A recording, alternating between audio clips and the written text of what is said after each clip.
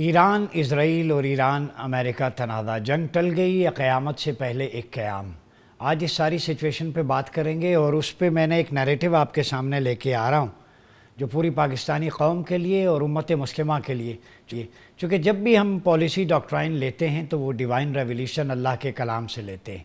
تو میں نے سورہ بقرہ کی ورس نمبر 61 آپ کے سامنے رکھنی ہے جس سے آپ نیریو سمجھ میں آ جائے گا۔ وَضُرِبَتْ عَلَيْهِمُ الذِّلَّةُ وَالْمَسْكَنَةُ وَبَاءُوا بِغَضَبٍ مِّنَ اللَّهِ ذَلِكَ بِأَنَّهُمْ كَانُوا يَكْفُرُونَ بِآيَاتِ اللَّهِ وَيَقْتُلُونَ النَّبِيِّينَ بِغَيْرِ الْحَقِّ ذَلِكَ بِمَا عَصَوا وَكَانُوا يَعْتَدُونَ۔ ترجمہ یہ ہے کہ ذلت و رسوائی، پستی اور بدحالی یہودیوں پر مسلط کی گئی، وہ اللہ کے غضب میں گھر گئے۔ نتیجہ یہ تھا کہ وہ اللہ کی آیات کا کفر کرتے، انبیاء کو قتل کرتے تھے۔ تو ذرا ہسٹری دیکھیں، آج جو کہتے ہیں غزہ میں قتل عام ہو رہا ہے، جو قوم انبیاء کو قتل کرتی، پروفٹس کو قتل کرتی، جن کا یہ سنگین جرم قرآن نے سورہ بقرہ کی ورس نمبر 61 میں بیان کیا ہے، ان سے خیر کی توقع کرتے ہیں آپ، ان سے دوستی کی پینگیں بڑھانے کی بات کرتے ہیں۔ دوسرا، اقرار بھی کیا۔ اب جرت دیکھیں، قرآن مجید سورہ نساء ورس نمبر 157 فرمایا وَقَوْلِهِمْ إِنَّا قَتَلْنَا الْمَسِيحَ عِيسَى ابْنَ مَرْيَمَ رسول اللہ، کہ خود کہا کہ ہم نے مسیح ابن مریم رسول اللہ کو قتل کر دیا ہے۔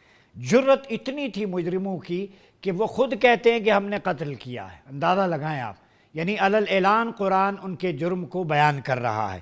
اب حدیث جو میں آپ کے سامنے رکھ رہا ہوں بخاری مسلم کی متفق علیہ، راوی دو نسبتوں سے ہیں، سیدنا عبداللہ بن عمر، سیدنا ابو ہریرہ۔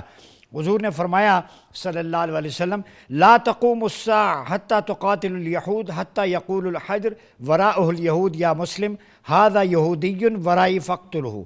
قیامت اس وقت تک قائم نہیں ہوگی جب تک تمہاری یہودیوں سے جنگ نہ ہو۔ اس جنگ میں جس پتھر کے پیچھے یہودی چھپے گا وہ بھی بول پڑے گا کہ اے مسلمان، میرے پیچھے یہودی ہے، اسے قتل کرو۔ یہ جنگ وطنیت، عربیت کی بنیاد پہ نہیں ہوگی، یہ مذہب کی بنیاد پہ ہوگی، آئیڈیالوجی کی بنیاد پہ ہوگی، مسلمانوں اور یہودیوں کے درمیان۔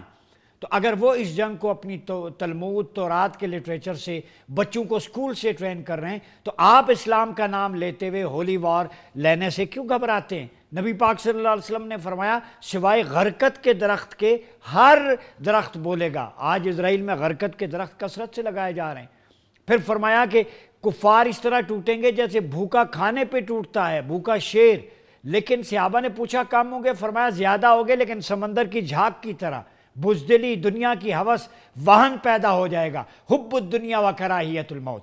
آج بڑی بڑی بلڈنگز، انویسٹمنٹ، انفراسٹرکچر، شہنشاہیت، اقتدار، جاہ و جلال، اس کے خوف میں کہ نہ چھن جائے ہم جناب ایگریمنٹس کرتے ہیں۔ اب یہ جنگ جو ہے ایران اور امریکہ کی، یہ کیوں ختم ہوئی؟ کیا یہ قیامت سے پہلے کوئی نیا قیام ہے، سب بندیاں ہیں؟ اس میں عالم اسلام کو اپنا عسکری اتحاد تشکیل دینا ناگزیر ہے، ورنہ آپ شام کی حالت دیکھ لیں، غزہ کی، لبنان کی، سوڈان کی، صومالی لینڈ کی، ایک ایک کر کے مثالیں، دلیلیں آپ کے سامنے ہیں۔ اب بھی دیر نہیں ہوئی، اگر پاکستان، ترکیہ، سعودی عرب، ایران مل کے کوئی دفاعی حکمت عملی اپناتے ہیں تاکہ شتر بے مہار نیتن یاہو سے جان چھوٹ سکے۔